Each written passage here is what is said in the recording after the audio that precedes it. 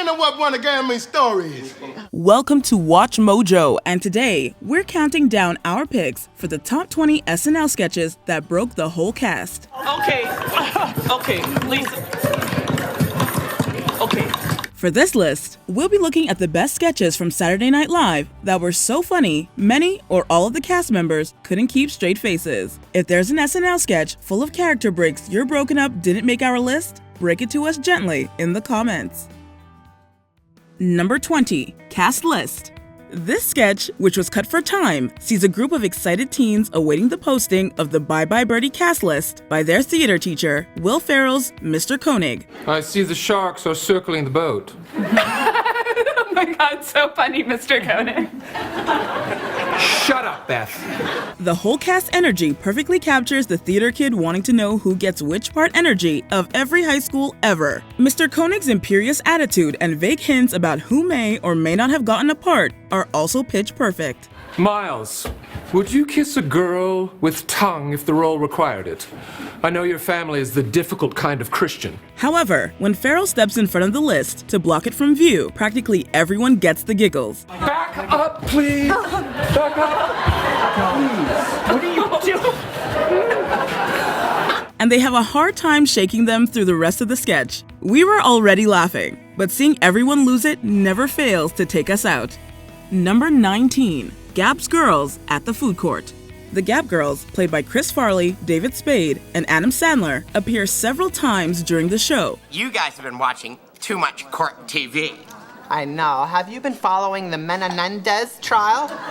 However, this occasion sees the trio frequently struggling to hide their laughter. Their use of 90s Valley Girl speak is hilarious throughout, but there are a few moments in particular that cause them to break.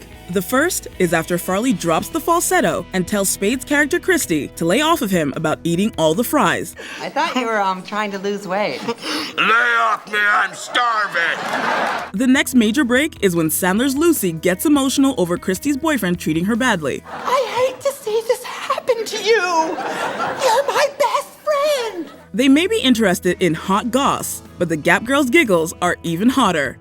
Number 18, New Military Weapon. The United States military is always looking for the next big thing, and this sketch sees a bizarre new asset that they're developing. My orders in heading this project were clear. Make America the technological leader in the battlefield. Host Simu Liu plays a major who reveals the weapon to a senator and a cabinet secretary, Doghead Man. It's literally a dog's head and neck on a man's body. You put a dog's head on a human being's body? Dog's head and neck, ma'am. The real pup's adorable, and its shenanigans lead everyone, particularly Cecily Strong and Mikey Day. Not only would Doghead Man have taken Bin Laden out, he would have eaten him too. Who's the scientist in charge of it, to break at some point. While the moral and ethical implications are horrifying, as a sketch, the results are undeniably cute and funny. Number 17, Cork Soakers.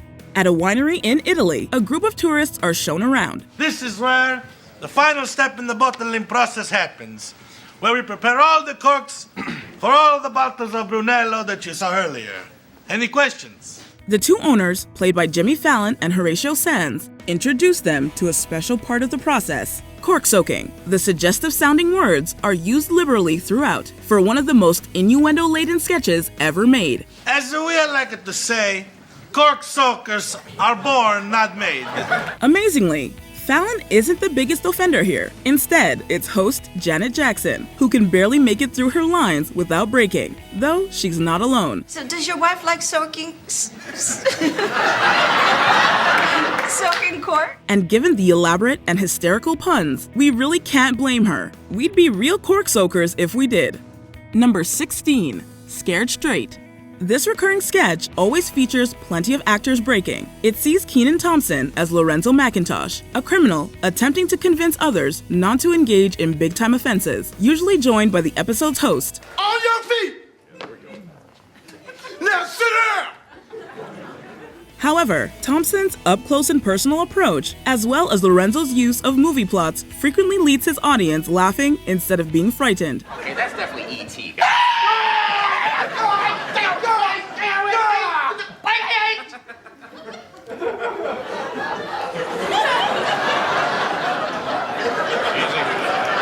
Plus, some of the hosts being the opposite of hardened criminals makes it hilariously tough to take anything they say seriously. The Betty White installment certainly comes to mind. You're following a lion, a tin man, and a scarecrow down a yellow brick road. Because this right here, this is real. Okay. Needless to say, the cast breaking always makes the sketch 1,000 times better. Number 15, Dr. Beeman's Office. Test results. One of Will Ferrell's lesser-known characters is Dr. Beeman. What do you mean you're my wife? Okay, if you're my wife, what's our cat's name?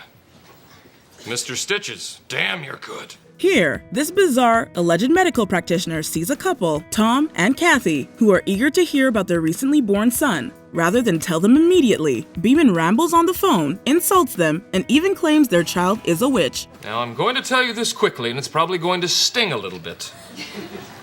Your son's a witch. What? Oh my God, no! It's incredibly absurd, even for SNL standards. However, it isn't until Tim Meadows comes in as consultant, Dr. Stephen Poop, that the actors break. His performance of the robot completely sends Molly Shannon and Will Ferrell. That'll be $5,000. Good day to you both. What the hell was that? Look, I couldn't think of anything good. Can you blame them? Chris Parnell keeps it together though. He's no Von Drook, whatever that means. Number 14, Girlfriend's Game Night. In this sketch, a group of girlfriends get together for a game night. However, one of them, Jeannie, brings her much older elderly husband Horace with her. Hi. Sorry we're late. It's been a chaotic week. Horace's sons are suing me again. The near expressionless old coot is played to perfection by Bill Hader, and things get extra awkward when his special medication kicks in, prompting Jeannie to attempt to capitalize on it right there. Jeannie, it's here now. Oh, it is? Like right now? Oh, that's inconvenient. Amazingly, the actors largely keep it together through all of this. But once Hader has to move Horace's wheelchair around, bumping into the table, pretty much everyone breaks. It's the kind of silly thing that can only happen in a live performance, and the actors all find it just as funny as we do. You know what? You should be ashamed of yourselves. Number 13, Career Day. There have been several school career day sketches over the years, but only one of them has Adam Driver as Abraham H. Parnassus. Greetings, children. I'm Mordecai's father. Hello, boy. The ancient oil tycoon gives a stirring speech on crushing your enemies to the kids and repeatedly demanding his son Mordecai to look at him. Look at me, boy. Look at your father. Look at me. Look at him, Mordecai. Pete Davidson, who plays Mordecai, often has difficulty fulfilling his request since he's too busy laughing. Some of the rest of the class and teacher also seemingly struggle to stay stone-faced at various points. And now you return her to Earth! Driver's towering over-the-top performance is spectacular, so we can hardly blame the actors for breaking before they break for Capri Sun. Number 12, Stefan. Arguably Bill Hader's most iconic SNL character, Stefan became a frequent Weekend Update fixture. Are you okay? You seem different. I've had a weird few years. Okay. Although ostensibly charged with recommending destinations to tourists, Stefan instead lists off wild and often bizarre establishments, usually scripted by John Mulaney, who appears along Stefan on one occasion. These appearances are famous for Hader breaking. This place has everything. Asbestos, lupus, the magazines at Supercuts, Dan Cortez. Him hiding his face behind his hands to conceal his laughter never gets old. Mulaney's last-minute changes to the script often resulted in Hader hearing jokes for the first time as he said them, explaining his frequent laughter. Have you heard of Blackula, the Black Dracula? Yes. Well, they have a Jewish Dracula. Oh, what's his name? Sidney Applebaum. Okay. Stefan's appearances may often just feature Hader breaking, though the anchors aren't immune, but the cumulative breaks are enough to earn him a spot on our list. Number 11, Extremely Stupid.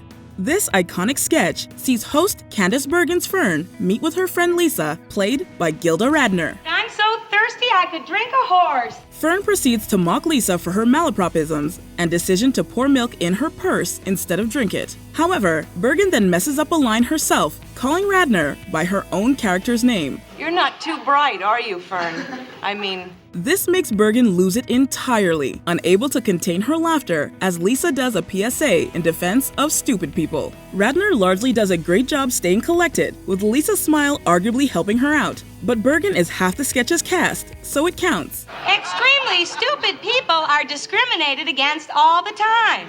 And I should know, and so should Fern, because we are extremely stupid people. It just goes to show that whether you're extremely stupid or just play dumb on TV, you're bound to find this one funny.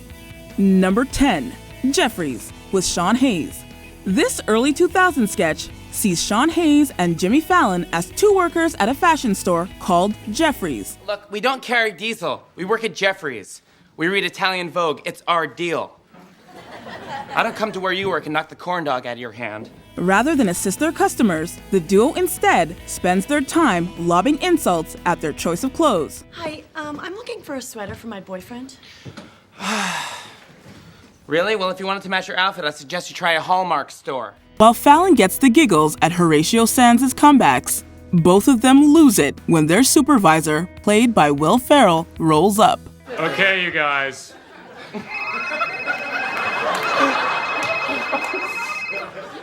Hold on. And, to be fair to them, if Ferrell pulled up in that outfit and pulled out a cell phone that small, we'd have a hard time containing our laughter too. Number 9, The Lovers with Barbara and Dave. This entry in the recurring sketches featuring Roger and Virginia Clarvin, better known as The Lovers, sees the couple in a hot tub, joined by a man named Dave, and later by their friend, Barbara Hernandez. Hey, remember the first time Roger and I made love? Yes. Yes, we had pulled over after a long Sunday drive. Roger led me to a clearing, laid me down upon a bed of fresh meadow grasses. Like most of their scenes, this one has the couple speaking in bizarre accents, making wildly sexual small talk with a stranger. And of course, while Jimmy Fallon will laugh at the drop of a hat, the fact that Will Ferrell was reportedly doing things with his foot under the water probably didn't help Fallon stay in character. Dave. David. His laughter is infectious, and soon enough, the Lovers and Barbara are giggling too. We always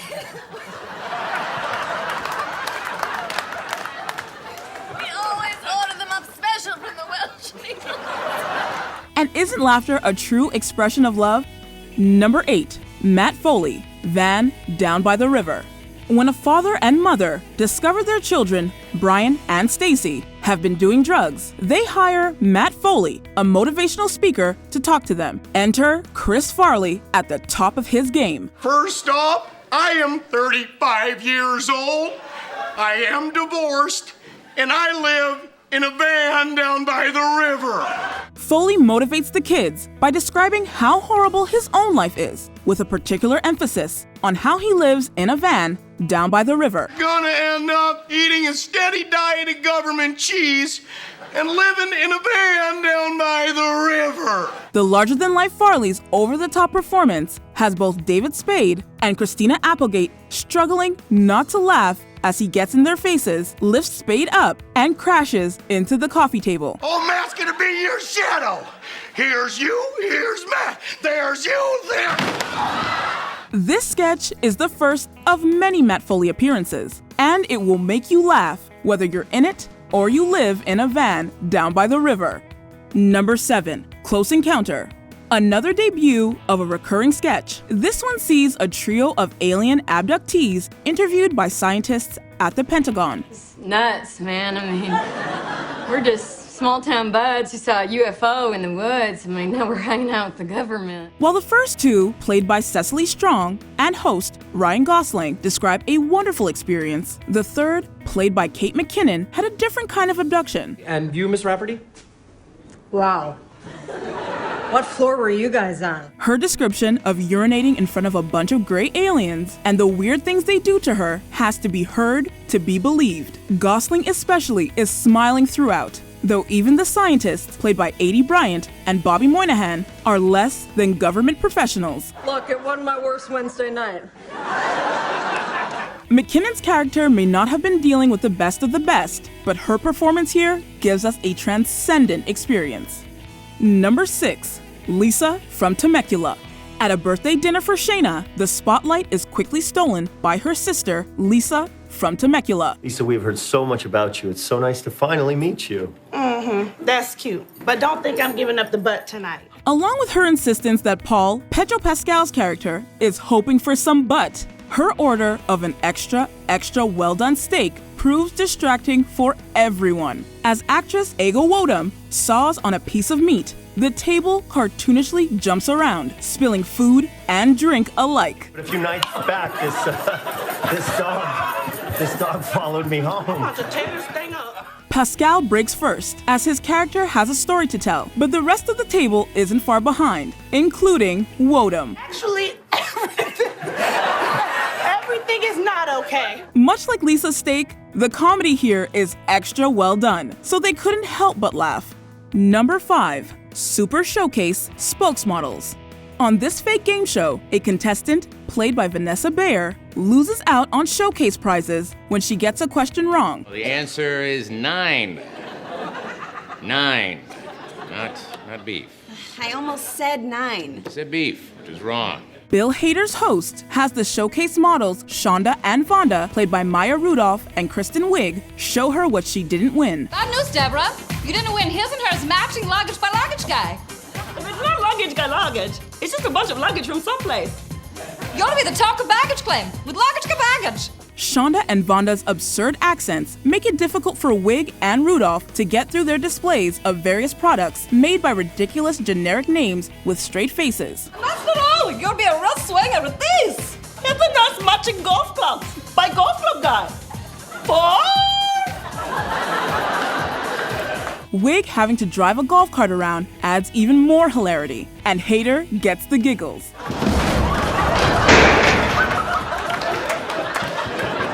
That wasn't supposed to happen. Only Bayer keeps it together. Sounds like she could use some laughs by Laugh Guy. Number 4, Gus Chickens, Old Prospector. At a military briefing for the Afghanistan conflict, the soldiers are all puzzled during roll call when it becomes clear that one of them is an old prospector. Old prospector. Here! The prospector, Gus Chickens, proves distracting, given his old-timey sayings and numerous noisy pans. The group gets separated. Where's the rendezvous point? Oh! That's easy. Top of Old Boot Hill. Just follow the dry creek bed. But be careful, there's quicksand. Eventually, their commanding officer reveals that Gus is really a character actor, but that just raises more questions. Will Ferrell's goofy old man voice is too much for even this gathering of comedic actors, and practically everyone breaks at some point during the sketch. You hear me make the sound of a chipmunk, stay real still.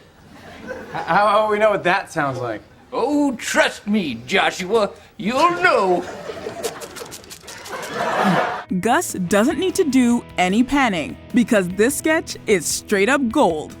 Number 3, more Cowbell.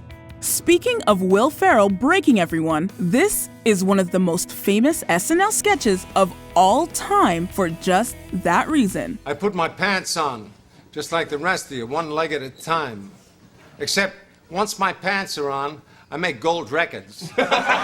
In a recording session for Blue Oyster Cult's Don't Fear the Reaper, fictional band member Gene Frankel, played by Ferrell, goes ham on playing the cowbell during the song. Far from being upset about it, producer Bruce Dickinson, played by Christopher Walken, just wants to hear more of it. To be honest, fellas, it was sounding great, but I could have used a little more cowbell. Ferrell's enthusiastic performance and tight t-shirt, as well as Walken's deadpan delivery of increasingly ridiculous lines, leave everyone else struggling to keep the laughter in. Guess what? I got a fever. And the only prescription is more cowbell. And for the record, we've tried to get doctors to prescribe more cowbell for fevers, but no luck. They think they know better than the Bruce Dickinson? Number 2. Debbie Downer, Disney World. The very first appearance of the eponymous Debbie Downer, this sketch sees the character join a family reunion at Disney World. You guys here on a special occasion? Well, we're here on that new Magical Gatherings family package. Got the whole Matusik clan down from Ohio, right guys? Say hi. Despite the happy surroundings, Debbie can't help but bring the mood down with dire commentary on world events. I guess Roy isn't doing as well as they first thought. What? Who's Roy? Roy of Siegfried and Roy. He was attacked by his own tiger and suffered devastating injuries. However, in contrast to Debbie's grim remarks, actress Rachel Dratch and everyone else in the scene can't stop breaking. Part of this was due to Dratch messing up a line early, setting everyone off, but the frequent wah-wah sound effects were used for the first time in the live show, catching the actors all off guard. By the way, it's official. I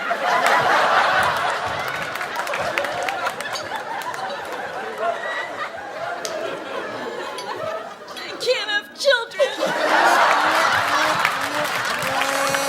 Host Lindsay Lohan claims she ran off stage because she couldn't keep it together. We can't blame her. Before we continue, be sure to subscribe to our channel and ring the bell to get notified about our latest videos. You have the option to be notified for occasional videos or all of them. If you're on your phone, make sure you go into your settings and switch on notifications. Number 1. The Californians. This recurring soap opera sketch is guaranteed to have multiple actors break character. Devin? What are you doing here?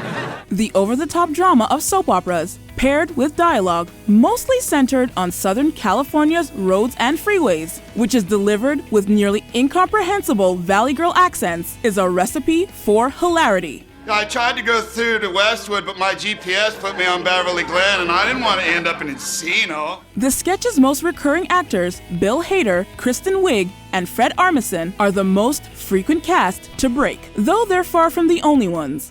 And everyone, just help yourself to some dried Just seeing them make goofy faces in the mirror is enough to get us rolling, so it's impressive they make it through any of the dialogue. Did you enjoy this video? Check out these other clips from WatchMojo, and be sure to subscribe and ring the bell to be notified about our latest videos.